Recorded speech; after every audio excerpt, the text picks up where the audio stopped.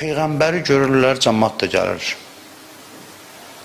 Gəlir, qoyulur, həmin insan qüsul edilir, kəfən edilir. Peyğəmbər deyir, buna əl vurmayın, özüm bunu qəbrə qoyacam.